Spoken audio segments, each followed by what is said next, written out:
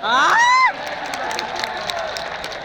कहना ये चाह रहे जो अन्य लोग अपने, जो भी भारत का व्यक्ति अपने आप को हिंदू नहीं मानता, भैया कोई दिक्कत नहीं है, सनातनी तो मान ले, और सनातनी नहीं मानता तो भारत में तो रहता काहे को? तुम्हें हिंदू से दिक्कत है, सनातनी हो जाओ। भारत तो सनातन का देश है कि नहीं? प्रभु श्री राम का देश है कि नहीं? भगवान कृष्ण का देश है कि नहीं? तो तनातनी है कि सनातनी? तो जो पैदा होगा वो तनातनी लिखेगा या क्यों लिखेगा सनातनी? क्योंकि सनातन के देश में जन्म लेने वाला सनातनी है, और जो नहीं लिख रहा तो उनके लिए बड़ी दूर नहीं है, लाहौर पकड़ लो।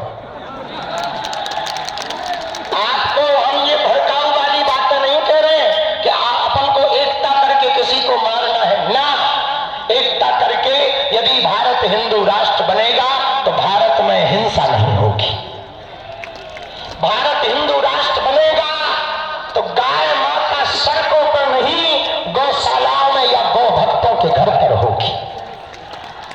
भारत हिंदू राष्ट्र बनेगा तो कोई तुम्हारे ग्रंथों को नहीं फाड़ेगा। भारत हिंदू राष्ट्र बनेगा तो कोई तुम्हारे संतों को नहीं मारेगा। भारत हिंदू राष्ट्र बनेगा तो कोई मजहबी कट्टरपंथी बम नहीं फोड़ेगा। यदि वो भारत में रहेगा तो वो भी नारियल ही फोड़ेगा। भारत हिंदू राष्ट्र बनेगा तो भगवा तो लहराएगा, पर भारत भी नित नई ऊंचाइयां पाता चला जाएगा। और इसमें कोई संदेह नहीं। हम एक बात कह दें, हम किसी पार्टी या राजनीतिक व्यक्ति से बिल्कुल भी हमारा मतलब नहीं, क्योंकि जिस पार्टी में हिंदू है उस पार्टी की पूरी यात्रा लेकर हम आए हैं। जिस पार्टी में हिंदू नहीं है उनकी पदयात्रा जरूर नहीं। जिस पार्टी में सनातनी है उन सबकी पदयात्रा लेकर आए। पर यह बात कहते हुए हमको अतिशयोक्ति नहीं कि जब ये पदयात्रा प्रारंभ हुई तो 90 साल की वृद्ध महिला भी साथ मिली, उन्होंने भी आशीर्वाद दिया। 5 साल के बालक ने भी दिया, 10 साल के बालक ने भी हिंदू एकता का साथ दिया। पर देश की राष्ट्रपति जी ने भी कहा फोन लगाकर दूरभाष से कि आप बहुत अच्छा कर रहे हैं, भेदभाव मुक्त भारत कर रहे हैं। और प्रधानमंत्री जी के लिए भी हम कहेंगे, यदि वो तीनों प्रदेशों की पदयात्रा में ना वॉचिंग रखते, नजर रखते, तो शायद इतनी सफल ना हो पाती। यदि एक भी कैजुअलिटी नहीं हुई तो इस देश के परम सनातनी श्री नरेंद्र मोदी जी के कारण।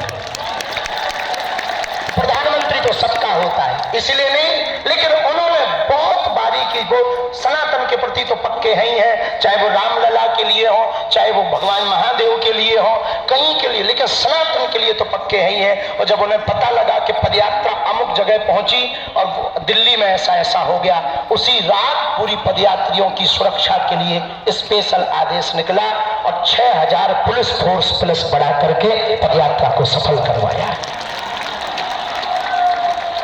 हम साधुवाद इसलिए देना चाह रहे हैं कि उन्होंने भी पदयात्रा में सहयोग दिया, इसलिए हमने प्रधानमंत्री जी का नाम दिया।